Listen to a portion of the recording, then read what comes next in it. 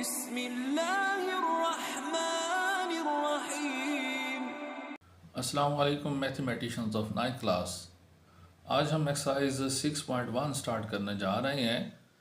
ये एक्सरसाइज त्रिकोणियाती निस्बतों पर मुश्तमिल है। इन्हें इंग्लिश में ट्रिग्नोमेट्रिक रेशोज़ का नाम दिया जाता है। सबसे पहले तो हम त्रिकोणियाती निस्बतें या ट्रिग्नोमेट्रिक रेशोज़ जो है इनकी तारीफ देखते हैं कि ये हैं क्या। ट्रिग्नोमेट्रिक रेशोज़ बुनियादी तौर पर एक कायमत ज़ाविया मुसल्लस के लिए इस्तेमाल होती हैं। कायमत ज़ाविया मुसल्लस को हम इंग्लिश में राइट एंगल ट्रायंगल कहते हैं।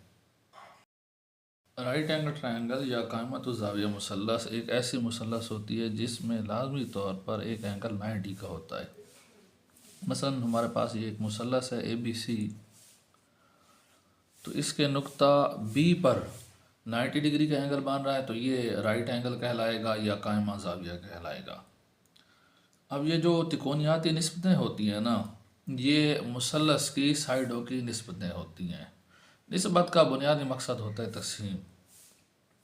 मतलब अगर आप जो है ना A को B पर तकसीम करते हैं तो ये A और B की निस्बत है या A और B की रेशो है, और जब आप रेशो का लफ्ज़ इस्तेमाल करेंगे फिर आप इसको इस अंदाज में ज़ाहिर करेंगे। तो जो रेशो है, जो निस्बत है, वो दरअसल क्या है, वो तकसीम है। तो कायमत ज़ाविया मुसल्लस की दो साइडों की जो तकसीम है वो दरअसल क्या कहलाती है, ट्रिग्नोमेट्रिक रेशो कहलाती है या त्रिकोणियाती निस्बत कहलाती है। अब जो कायमत ज़ाविया मुसल्लस है ना, इसमें हर साइड को मखसूस नाम दिया जाता है। मसलन इसमें हमेशा आपको एक साइड सबसे लंबी वाज़ेह तौर पर नज़र आएगी, तो उसको वतर कहा जाता है, या इंग्लिश में उसको हाइपोटेन्यूज कहते हैं। क्या कहते हैं उसको, वतर या हाइपोटेन्यूज।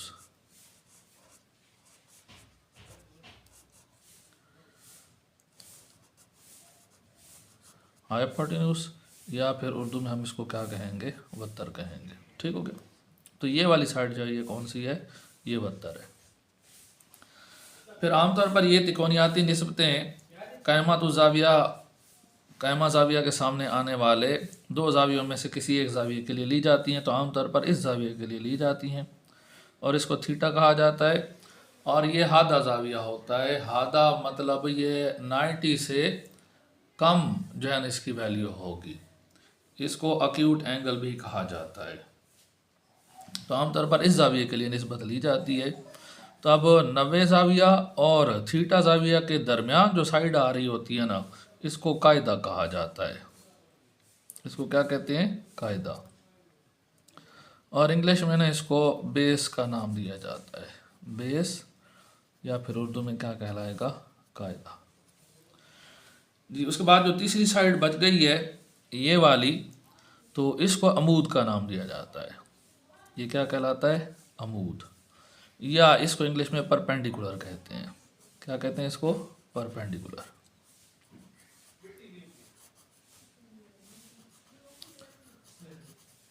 और उर्दू में ये क्या कहलाता है, अमूद कहलाता है। ठीक हो गया। अब ये जो राइट एंगल ट्रायंगल है, इसकी आप कोई सी दो साइडों को आपस में तकसीम करेंगे तो इस तकसीम का जवाब ना हमेशा सेम ही आएगा, इसमें फ़र्क नहीं होगा किसी एक ट्रायंगल के लिए। तो इस वजह से इनको क्या बोला जाता है, त्रिकोणियाती निस्बतें बोला जाता है, या इंग्लिश में हम इनको ट्रिग्नोमेट्रिक रेशोज़ कहते हैं, या इनको ट्रिग्नोमेट्रिक फंक्शंस का भी नाम दिया जाता है। सिर्फ ट्रिग्नोमेट्रिक रेशोज़ नहीं कहते बल्कि इनको ट्रिग्नोमेट्रिक फंक्शंस भी कहते हैं। तो बेसिकली इनकी तीन टाइप्स हैं, क्योंकि जो मुसल्लस की साइडें हैं ना, उनमें तीन तरह की निस्बतें हो सकती हैं। उनको हम तीन तरह से आपस में तकसीम कर सकते हैं। अगर हम अमूद को वतर पर तकसीम कर दें तो इसको साइन थीटा बोला जाता है, अमूद बटा वतर। और इंग्लिश में ये क्या होगा, hypotenuse over, sorry, perpendicular over hypotenuse. और अगर आप जो है ना कायदे को वतर पर तकसीम कर दें तो इसको फिर बोलते हैं काज थीटा। क्या बोलते हैं इसको, काज थीटा। ये किसके बराबर है, कायदा बटा वतर। और अगर अमूद को कायदे पर तकसीम कर दें तो फिर इसको बोलते हैं टेन थीटा। क्या बोलते हैं इसको, टेन थीटा।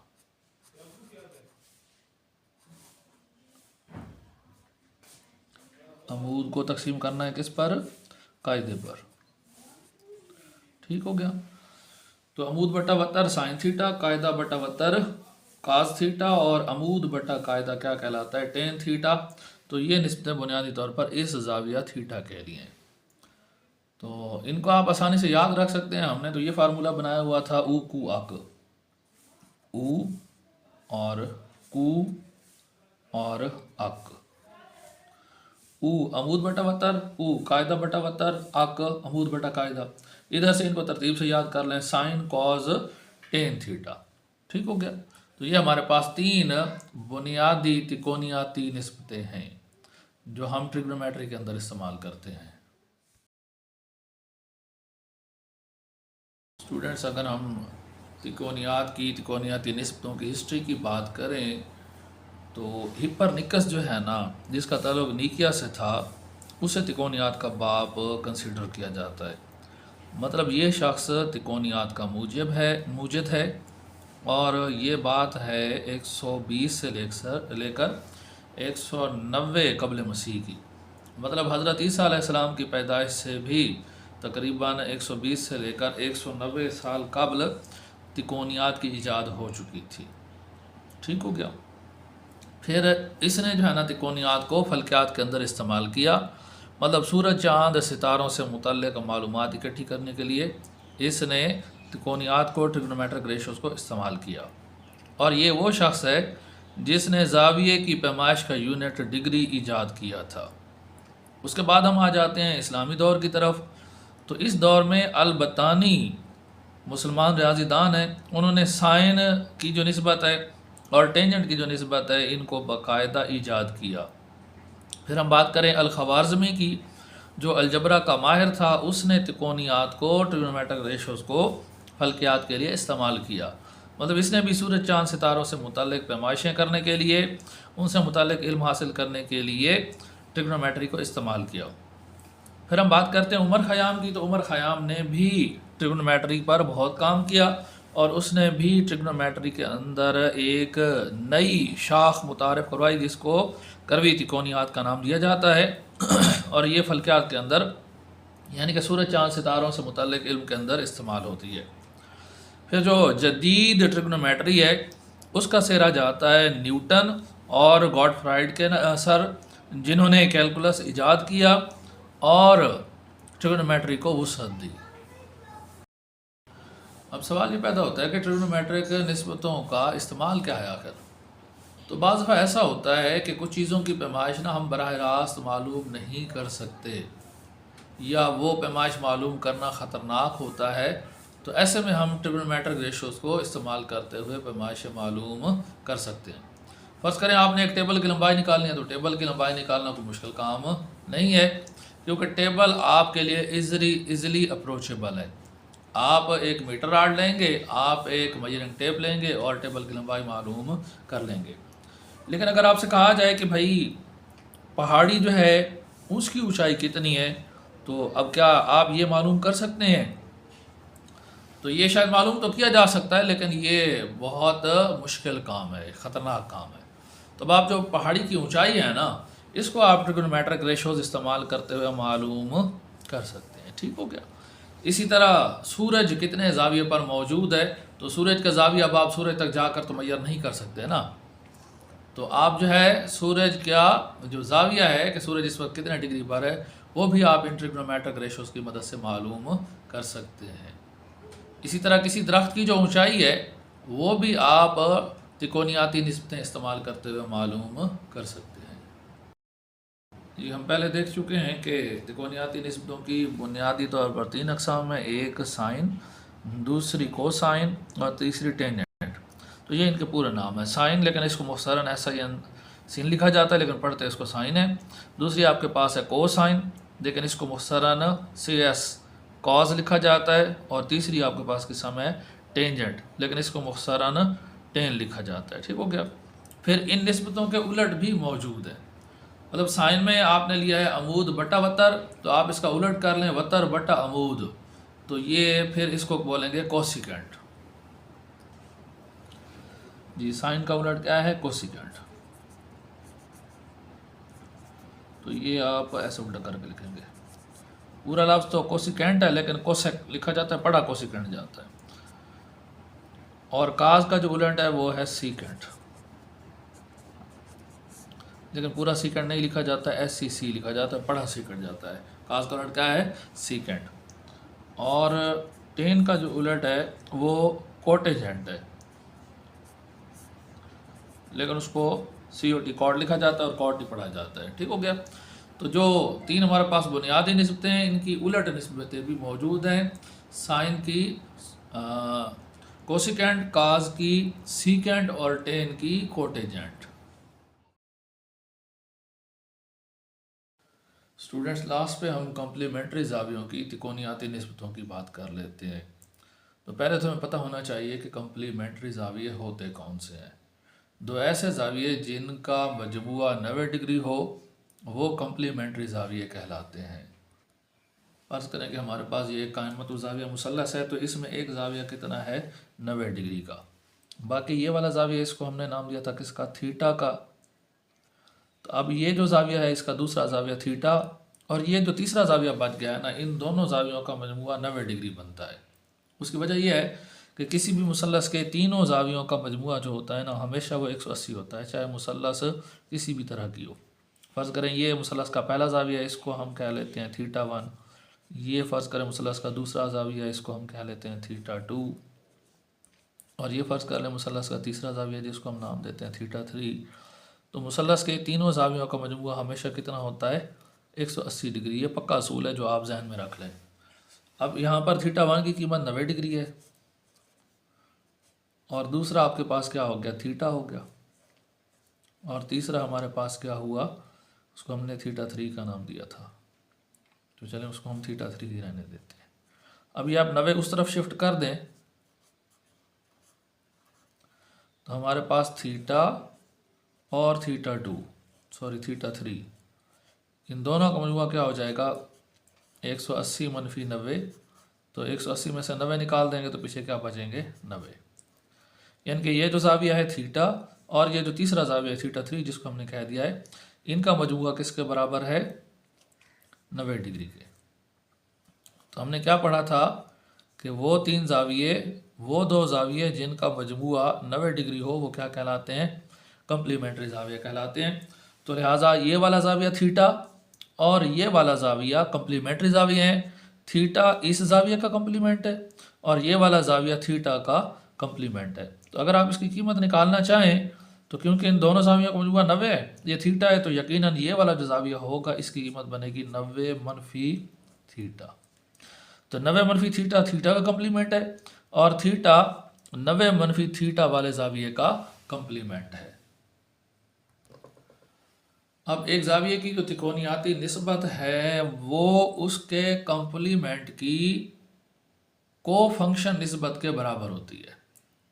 किसी ज़ाविये की तिकोनियाती निस्बत उसके कम्प्लीमेंट के को फंक्शन या को निस्बत के बराबर होती है। मतलब अगर आप लेते हैं sine of theta, sorry sine of 90 minus theta, sine of 90 minus theta, तो इसने बराबर होना है काज ऑफ थीटा के। ठीक हो गया। ये साइन का जो को फंक्शन है वो काज है। तो हमने इस ज़ाविये का साइन लिया, तो इस ज़ाविया का जो साइन होगा वो इसके कम्प्लीमेंट के को फंक्शन यानी कि काज थीटा के बराबर होगा। या इसी तरह आप जो है ना उल्टा कर लेते हैं। अगर आप जो है ना काज ऑफ 90 माइनस थीटा लेते हैं, क्या लेते हैं? काज ऑफ 90 माइनस थीटा, तो काज का जो को फंक्शन है वो साइन है, तो ये फिर इस ज़ाविया का जो कम्प्लीमेंट थीटा बन रहा है उसके साइन के बराबर होगा। यानी कि जो कॉज ऑफ 90 माइनस थीटा है वो किसके बराबर होगा? साइन ऑफ थीटा के। और इसी तरह जो टेनेट ऑफ 90 माइनस थीटा है, यानी कि इस ज़ाविया का जो टेनेट है वो इसके कम्प्लीमेंट के को फंक्शन यानी कि कॉट के बराबर होगा। तो ये हमारे पास कॉट ऑफ थीटा के बराबर होगा। सेम यही सिचुएशन इनवर्स रेशोज के लिए होगी। मतलब अगर आप लेते हैं कोसिकेंट 90 माइनस थीटा, तो ये जो है सीकेंट थीटा के बराबर होगी। यानी कि हमने कोसिकेंट लिया था इस जाविये का, तो इस जाविये का कॉम्प्लीमेंट थीटा है, तो थीटा का को फंक्शन आएगा, कोसिकेंट का को फंक्शन, इनके उल्टा फंक्शन जो है वो क्या है, सीकेंट है जी। ठीक हो गया। उसके बाद इसी तरह जो है ना, अगर आप सीकेंट 90 माइनस थीटा लेते हैं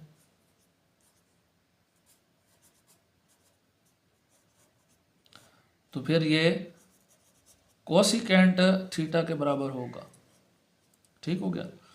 और इसी तरह अगर आप टेंजेंट 90 माइनस थीटा लेते हैं तो ये हमारे पास कॉट थीटा के बराबर होगा। मतलब अगर आप एक जाविये का फंक्शन लेते हैं तो उसके कॉम्प्लीमेंट का आपको को फंक्शन लेना पड़ेगा। मतलब अगर आपने थीटा का साइन लिया है तो आपको 90 माइनस थीटा का कॉस लेना पड़ेगा, दोनों की वैल्यूज़ बराबर होंगी। या आपने 90 माइनस थीटा का साइन लिया है तो आपको थीटा का कॉस लेना पड़ेगा, इन दोनों की वैल्यूज़ आपस में क्या होगी, बराबर होगी। इसी तरह अगर आप जो है ना थीटा का टेन लेते हैं तो 90 माइनस थीटा का आपको कॉट लेना पड़ेगा, इन दोनों की वैल्यूज़ आपस में बराबर होंगी। या आप 90 माइनस थीटा का टेन लेते हैं तो थीटा का आपको कॉट लेना पड़ेगा, इन दोनों की वैल्यूज़ आपस में बराबर होंगी। इसी तरह अगर आप थीटा का कोसिकेंट लेते हैं तो इसके कॉम्प्लीमेंट का आपको सीकेंट लेना पड़ेगा, यानी कि 90 माइनस थीटा का सीकेंट लेंगे तो इन दोनों की वैल्यू बराबर होंगी। या अगर आप 90 माइनस थीटा का कोसिकेंट लेते हैं तो फिर आपको थीटा का सीकेंट लेना पड़ेगा, इन दोनों की वैल्यूज़ आपस में बराबर होंगी। उम्मीद है आप लोगों को बहुत सारी बातें अच्छी तरह क्लियर होंगी। नेक्स्ट लेक्चर के अंदर इंशाल्लाह हम मुकम्मल एक्सरसाइज 6.2 हल करेंगे। अगले लेक्चर तक के लिए टेक केयर एंड अल्लाह हाफिज़।